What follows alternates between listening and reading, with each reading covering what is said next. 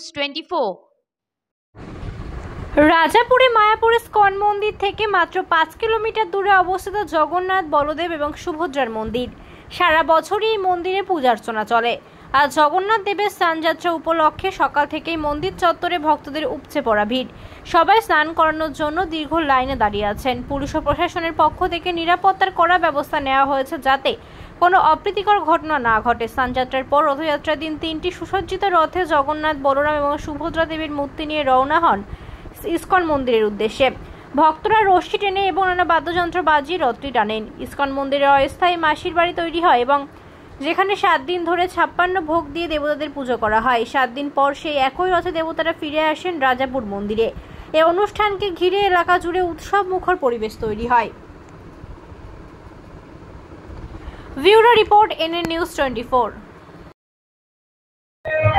প্রথমত এখানে নিরাপত্তা ব্যবস্থা করা হয়েছে। যেখানে জগন্নাথ দেবের স্নান যাত্রা আছে সেখানে পর্যাপ্ত পরিমাণে ফোর্স ডিটেল করা হয়েছে, লেডি পুলিশ করা হয়েছে, অফিসার আছে, আমাদের সিভিলে তদারকি করা হচ্ছে। ইন এডিশন আমাদের ট্রাফিক ব্যবস্থাকে ঠিক রাখার জন্য পুরো রাজাপুর মোড় থেকে জগন্নাথ দেবের স্থান পর্যন্ত ট্রাফিক আছে, প্লাস পুরো মায়াপুরে ট্রাফিক দেওয়া হয়েছে। না, এখনো পর্যন্ত কোনো অপ্রীতিকর ঘটনার খবর আমাদের কাছে আসেনি। হ্যাঁ, পুলিশ ক্যাম্প হয়েছে, আপনার পাশে আছে দেখতে পাচ্ছেন, পুলিশ ক্যাম্প হয়েছে।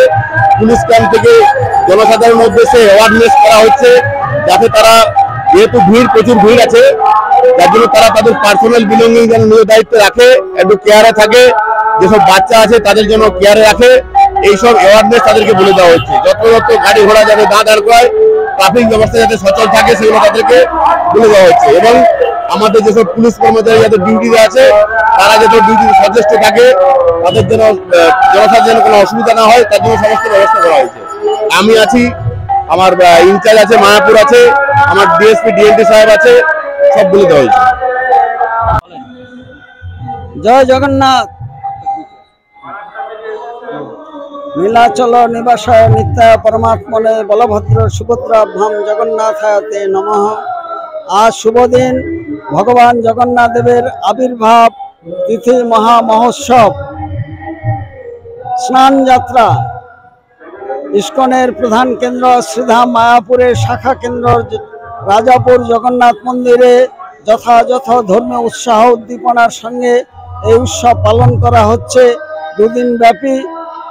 এবং এখানে জাতি, ধর্ম, বর্ণ নির্বিশেষে দেশ বিদেশের হাজার হাজার ভক্তবৃন্দ উপস্থিত হয়েছেন। এবং এই প্রশান্ত পল্লী এখন মিনি ওয়ার্ল্ডে পরিণত হয়েছে জগন্নাথ দেবের স্নান যাত্রাকে কেন্দ্র করে। এবং বৎসরে একমাত্র এই দিনটিতেই সমস্ত মানুষ তারা জগন্নাথ দেবকে মহা অভিষেক স্নান করাবার সুযোগ পান, অন্য দিনটিতে সম্ভব নয়। এবং জগন্নাথ দেবের জ্বর হয়, কথিত আছে তিনি আবার জ্বরাক্রান্ত হয়ে তিনি অবসর জীবনযাপন করেন, গৃহবন্দী থাকেন।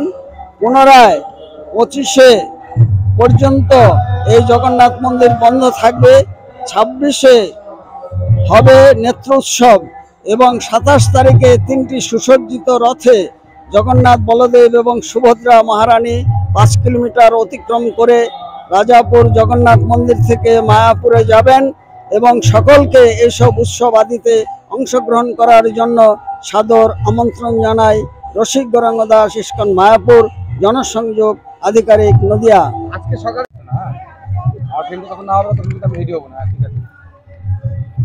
দিদি, কি নাম আপনার? মহুয়া হালদার। কোথায় বাড়ি আপনার? কলকাতা। এখানে আজ কোথায় এসেছেন? আজকে জগন্নাথের অভিষেক আছে, তাই জগন্নাথের অভিষেকে এসেছি রাজাপুরে। কোন জায়গায় এসেছেন? রাজাপুর, মায়াপুরে রাজাপুরে জগন্নাথের অভিষেকে এসেছি। সকাল থেকে আজ কি প্রস্তুতি নিয়েছেন, মানে যে এখানে আসছেন? সকালবেলা স্নান করে উঠে ভগবান দর্শন করে, রাধা মাধব দর্শন করে এখানে চলে এসেছি জল ঢালার জন্য। হ্যাঁ, প্রতি বছর প্রায় চেষ্টা করি। এখানে এসেছি আমরা অনেকদিন আগে, নির্জলা একাদশীর আগেই এসেছি, অভিষেকের জন্য থেকে গেছি এখানে। কেমন লাগে এখানটায়? ভীষণ ভালো লাগে, তাই জন্যই তো প্রত্যেক বছর ছুটে আসি। লাইনে দাঁড়িয়ে আছেন? এখনো পর্যন্ত আধা ঘন্টা 1 ঘন্টা হয়ে গেছে লাইনে দাঁড়িয়ে আছি। কি চাইবেন? প্রত্যেক বছর আসতে পারি, এনজয় করতে পারি ওনার অভিষেকটাকে। নাম আপনারা? মহুয়া হালদার।